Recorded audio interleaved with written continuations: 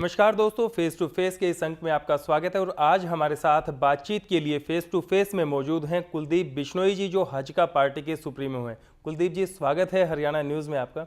कुलदीप जी, सबसे पहला सवाल, हरियाणा के अंदर जो सीटों पर गठबंधन हुआ है भारतीय जनता पार्टी के साथ, उसमें 2 और 8 सीटों का गठबंधन हुआ है। पहली सीट तो हम हिसार की आपकी कंफर्म्ड मानते हैं, दूसरी सीट कौन सी रहेगी? देखिए, उसका बताना मेरे लिए मुनासिब नहीं होगा। और एक बात मैं बताना चाहूँगा कि सीटें भले हमारी 8-2 हों, लेकिन 10 की 10 सीटों पे हजका लड़ेगी, 10 की 10 सीटों पे भाजपा लड़ेगी। यही मानसिकता लेके हम चल रहे हैं। और हिसार तो हमारी सीट तय है ही। दूसरी सीट हम कौन सी लेना चाहते हैं, क्या किस पे लड़ेंगे, वो स्टेट यूनिट को भी और बीजेपी के हाईकमान को भी हम बता चुके हैं। नहीं, आप बीजेपी हाईकमान को बता चुके हैं। लगातार मार्केट के अंदर जो चर्चाएं आ रही हैं वो ये है कि आप करनाल की सीट पर दावा ठोकते हैं, जो भाजपा की परंपरागत सीट है। सोनीपत की सीट के ऊपर दावा ठोकते हैं, जो भाजपा की परंपरागत सीट है। वहीं बीजेपी आपको भिवानी की सीट देना चाह रही है। ये है तो कहाँ अटका हुआ है मामला कि अब तक ये चीज़ डिक्लेयर ही नहीं हो पाई है, क्योंकि इलेक्शन के अंदर ज़्यादा वक्त तो बचा नहीं है। देखिए, सच्चाई ये है कि हमारा मामला कहीं अटका हुआ नहीं है। अभी तक इस तरीके से हमारी कोई बैठक हुई भी नहीं। भारतीय जनता पार्टी, अगर आपने देखा हो, कल भी इनकी गुड़गांव के अंदर मीटिंग हुई। इन लिए अपना पैनल तैयार कर रहे हैं। कल इनका पैनल तैयार हुआ है। अब आज या कल में डेफिनेटली मेरे पास दोबारा आएंगे, हालांकि आने की ज़रूरत भी नहीं है।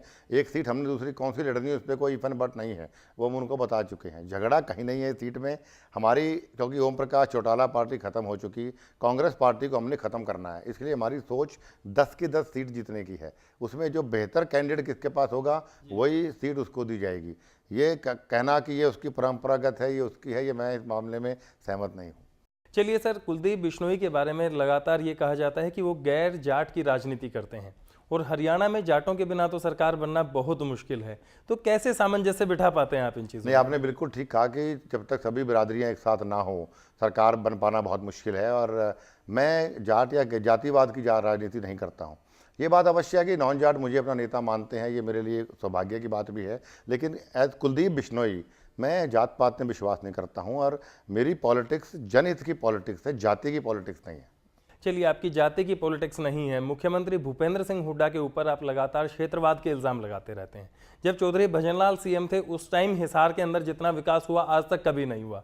अब मुख्यमंत्री भूपेंद्र सिंह हुड्डा अगर रोहतक का विकास कराते हैं तो आपको क्यों लगता है कि वो क्षेत्रवाद कर रहे हैं? हाँ, देखिए, चौधरी भजनलाल जी ने पूरे हरियाणा का विकास करवाया है, ना कि हिसार का। अवश्य है, हिसार को जो भजनलाल जी ने दिया वो आज तक किसी ने नहीं दिया। ये बात आपकी सही है। ठीक है, तो वही अगर सीएम हुड्डा अपने इलाके को देते हैं तो उसमें क्या गलत है? फिर क्षेत्रवाद क्यों है? मैं आपको उसका फर्क बता रहा हूँ कि चौधरी भजनलाल जी ने अवश्य हिसार को बहुत कुछ दिया। चौधरी भजनलाल जी ने रोहतक को भी बहुत कुछ दिया। चौधरी भजनलाल जी ने पूरे हरियाणा में समान रोजगार, समान विकास कराया, और लोग उनको दिल से चाहते हैं। इसका एक सबूत आरोप तो यहाँ तक लगे कि राजस्थान के बिश्नोइयों तक को लाकर हरियाणा में नौकरी दी गई। ऐसा नहीं है, मैं आपको, और आज तक वो बिश्नोई हक अदा कर रहे हैं। मैं आपको बताना, मेरा थोड़ा जवाब पूरा कर लूँ मैं, कि चौधरी भजनलाल जी को लोग क्यों चाहते हैं उसका सीधा सीधा सबूत मैंडेट होता है। भजनलाल जी फरीदाबाद से चुनाव जीते, मेरे बड़े भाई साहब ने 4 चुनाव कालका लड़े, चारों जीते। मैं भिवानी से सांसद बना, मेरे पिताजी सेंटर ऑफ हरियाणा से सांसद बने। तो ये अगर मेरे कदम बदर फतेहबाद जो पंजाब बॉर्डर है वहाँ से सांसद बने, तो क्या कारण है कि सिर्फ हमारा ये एक परिवार है पूरे हिंदुस्तान में जो अपने राज्य के हर कोने से, हर छोर से और मध्य से चुनाव लड़के जीत रहा है? उसका कारण है कि चौधरी भजनलाल जी ने अपने समय में समान विकास, समान रोजगार, समान सब कुछ दिया। अगर सिर्फ हिसार का किया होता तो सबसे लंबे समय तक मुख्यमंत्री भी नहीं रहते, और सबसे हर जगह से हम लोग जीतते भी नहीं। चलिए सर, ये बात तो आपकी मान ली, चलिए उन्होंने समान विकास किया, हम मान लेते हैं। लेकिन जो आप वंशवाद का जो आरोप लगाते हैं, आपके परिवार के अंदर अगर हम देखें तो मुख्यमंत्री के सुपुत्र आप रहे हैं, अब फिर से आप खुद सीएम के कैंडिडेट हैं। आपकी पत्नी रेणुका बिश्नोई वो भी राजनीति में है। तो परिवार, अगर चंद्रमोहन जी की बात करें वो भी राजनीति में है, तो परिवार तो आपका भी पूरा ही राजनीति में है। तो वंशवाद क्यों नहीं है? कैसे आरोप लगा रहे हैं आप? किन बेसिस पे? डॉक्टर का, एक डॉक्टर होता है, एग्जाम्पल देता हूँ। डॉक्टर एक बहुत कामयाब डॉक्टर है, वो एक क्लिनिक चलाता है, उसका बेटा अच्छा डॉक्टर बनता है, हो सकता है बाप से बेहतर हो, तो क्या वो क्लिनिक ना चलाए, वो कहीं और जाके बैठेगा? तो वंशवाद के आरोप आप मुख्यमंत्री पर किस ढंग से लगाते हैं? मैं आपको मेरा जवाब पूरा होने दीजिए। देखिए, वंश तो आपका भी चला आ रहा है। मेरा जवाब पूरा हो जाए। तो डॉक्टर का बेटा डॉक्टर बन सकता है, वकील का बेटा वकील बन सकता है, वो भी डॉक्टर भी सिविल सर्विस में है, पब्लिक सर्विस में है, लॉयर भी पब्लिक सर्विस में है, पॉलिटिशियन भी पब्लिक सर्विस में है। तो अगर आप चौधरी भजनलाल के बेटे को राज्यसभा के एमपी बना के जाएं मेरे पिताजी, तो वो वंशवाद है, क्योंकि वो बैकडोर एंट्री है। अगर हम जनता के बीच में जाके चुनाव लड़ते हैं और जनता, मेरे खिलाफ 39 कैंडिडेट्स और थे, अजय चौटाला, जयप्रकाश वगैरह वगैरह, तो अगर 39 में से अगर मैं, जनता ने मुझे इलेक्ट किया है, तो वंशवाद कहाँ से आ गया? वंशवाद आता है जब राजवाड़े होते थे कि बाप ने उठाया, बड़े बेटे नहीं, तो आपने सीएम के ऊपर वंशवाद के जो आरोप लगाए वो किन बेसिस के ऊपर लगाए थे? किसने? मुख्यमंत्री भूपेंद्र सिंह हुड्डा पर आपने कहा मैंने वंशवाद कभी कहा ही नहीं, मैंने कभी, मेरे एक भी बयान वंशवाद का नहीं है। मैं बयान लगाता हूँ क्षेत्रवाद के, कि क्षेत्रवाद को बढ़ावा दे रहे हैं, एक इलाके का विकास हो रहा है, एक इलाके को रोजगार दिया जा रहा है, जो कि गलत है। वंशवाद का मैं बयान दे सकता हूँ, क्योंकि I am an educated politician. मैं खुद समझता हूँ कि 90 कॉन्स्टिट्यूंसीज हैं हरियाणा में, 90 में से अगर 2 या 3 कॉन्स्टिट्यूंसीज के अंदर लोग पॉलिटिकल फैमिली के लोगों को इलेक्ट करते हैं, नथिंग रॉन्ग इन इट, उसमें कोई गलत नहीं है।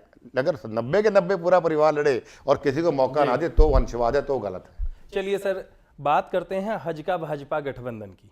लगातार हज का भाजपा गठबंधन के अंदर चर्चाएं आती रहती हैं कि कहीं ना कहीं कोई बीच के अंदर दरार है, क्योंकि बीजेपी के कुछ नेता नहीं चाहते कि ये गठबंधन बना रहे। कहाँ तक, कितना मजबूत मानते हैं आप इस गठबंधन को? क्योंकि पिछले चुनावों से पहले भी आपका जो गठबंधन था एग्जैक्ट चुनाव से पहले टूट गया था। तो क्या गठबंधन की राजनीति में कहीं ना कहीं कुलदीप बिश्नोई कमजोर हैं? नहीं, बिल्कुल भी नहीं है। और आप अगर के पार्लियामेंट्री बोर्ड के नेताओं से लेके बीजेपी के और हरियाणा की यूनिट और मेरी पार्टी के, मेरे से लेके नीचे तक का वर्कर, हर आदमी जब ये कहता है दोनों गठबंधन की कि गठबंधन अटूट अटल है, तो फिर गठबंधन टूटने का सवाल ही पैदा कहाँ होता है? मुरली मनोहर जोशी जी कह गए गठबंधन अटूट है, राजनाथ जी कहे गठबंधन अटूट है, सुषमा जी कह गई, मुरली गडकरी जी कह गए, और अरुण जेटली, रामविलास शर्मा जी भी सारे कह रहे हैं। मैंने केंद्र के 5 बढ़िया नेता सारे बोल के चले गए, हरियाणा के कह रहे, मैं भी कह रहा हूँ गठबंधन टूटेगा ये कौन कह रहा है? महागठबंधन होगा ये कौन कह रहा है? ये कांग्रेस के लोग और चौटाला के लोग कह रहे हैं, ताकि एक तो उनकी पार्टी के अंदर भगदड़ ना मचे और जो वोटर है वो कन्फ्यूजन में रहे। ये सिर्फ एक वही है। लेकिन समझदार आदमी, समझदार वोटर ये बात जानता है कि ऊपर से नीचे तक अगर सब लोग कह रहे नहीं है तो उनकी बात सिर्फ अफवाह फैलाने वाली बात है। चलिए सर, पिछले चुनावों के बाद जो कुछ जिस ढंग से हरियाणा में सरकार बनी वो सभी जानते हैं। आपके 5 विधायक टूटकर कांग्रेस में चले गए। सबसे पहला झटका आपको विधानसभा अध्यक्ष के फैसले से लगा, उसके बाद कोर्ट के अंदर ये मामला पेंडिंग है, लेकिन अब अगर फैसला आपके फेवर में भी आ जाता है तो कोई असर नहीं पड़ता। क्या मानते हैं आप इस चीज़ को? देखिए, ये हमारे देश का दुर्भाग्य है कि पर्पस डिफीट हो जाता है कई बार केसों में, क्योंकि ये केस को विधानसभा के अध्यक्ष ने बहुत लंबा खींचा। हालांकि मैं सलाम करता हूँ हाई कोर्ट को भी, सुप्रीम कोर्ट को भी, कि उन्होंने ऐतिहासिक फैसले दिए कि एक ऑटोनोमस बॉडी ने दूसरी ऑटोनोमस बॉडी को डायरेक्ट किया कि भाई आप टाइम फ्रेम के अंदर आप फैसला दीजिए। हमें पता ही था कि विधानसभा के अध्यक्ष ने हमारे खिलाफ फैसला देना है, अनकॉन्स्टिट्यूशनल देना है, क्योंकि अनकॉन्स्टिट्यूशनल असंवैधानिक काम उसने किया ही था।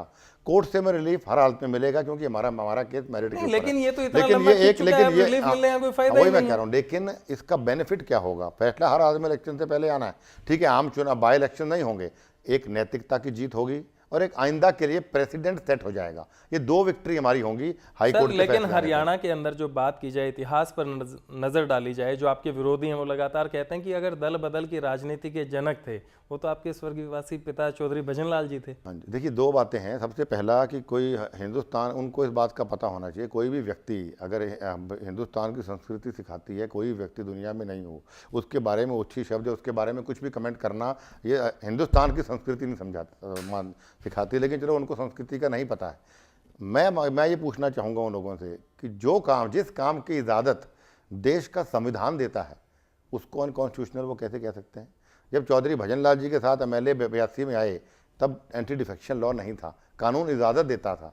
1992 में भजनलाल जी के साथ विधायक आए तब भी एंटी डिफेक्शन लॉ नहीं था, तब भी कानून इजाज़त देता था। तो भजनलाल जी ने कोई ऐसा काम नहीं किया जो अनकॉन्स्टिट्यूशनल हो। लेकिन उसके बाद 2002 में या 3 में केंद्र में एंटी डिफेक्शन लॉ पार्लियामेंट में बना, तो अब ये अनकॉन्स्टिट्यूशनल काम है जो सरकार ने मेरे 5 MLA खरीद के किया, तो अनकॉन्स्टिट्यूशनल काम है, उसके खिलाफ मैं कोर्ट में गया हूँ।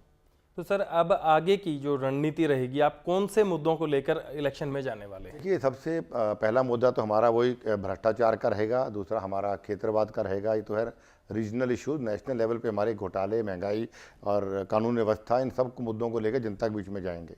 तो सर चंद्रमोहन जी को कौन सी जिम्मेदारी आप अब देने वाले हैं, कहाँ से उनको इलेक्शन में उतारने वाले हैं?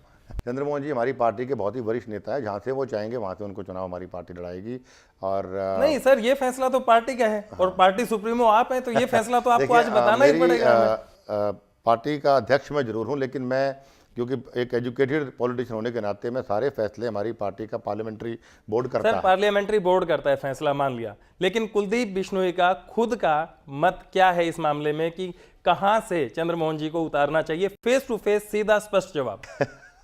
मेरी सोच जो जहां चंद्रमोहन जी चाहे वहां से चुनाव लड़े, मेरा सीधा स्पष्ट जवाब है। जहां आप कहां से चाहते हैं सर? मुझे देखिए, गोल मेरा जवाब चाहना नहीं, फेस टू फेस साफ जवाब चाहिए। एक हल्का बताइए, विधानसभा लड़ाएंगे, लोकसभा लड़ाएंगे और कौन सी जगह से लड़ाना चाहते देखिए, हैं? चंद्रमोहन जी की इच्छा जहां से होगी वहां से अध्यक्ष होने में लड़वाऊंगा। और अब मेरी आपकी इच्छा कहां है? मेरी इच्छा आपकी खुद भी तो चुनाव कोई इच्छा लड़ने होगी की। सर। कुलदीप नहीं, आपकी इच्छा कहां से है? आपके परिवार के सदस्य हैं, आपके भाई हैं, आप कहां से देखना चाहते हैं? मैं तो आपकी इच्छा पूछ रहा हूं, मैं चंद्रमोहन जी की इच्छा नहीं पूछ रहा। आप कहां से देखना मेरी चाहते अपनी हैं? इच्छा मैं जरूर बता सकता हूँ। मेरी इच्छा इस हार से लड़ने की है, खुद की। नहीं, बाकी आपकी नहीं, मैं चंद्रमोहन जी के लिए आपकी जो इच्छा है मैं उसकी बात कर रहा हूँ सर। हाँ, चंद्रमोहन जी मैं समझता हूँ उनका इलाका पंचकुला रहा है, अगर वहाँ से लड़ते हैं एमएलए का तो बहुत बढ़िया बात है।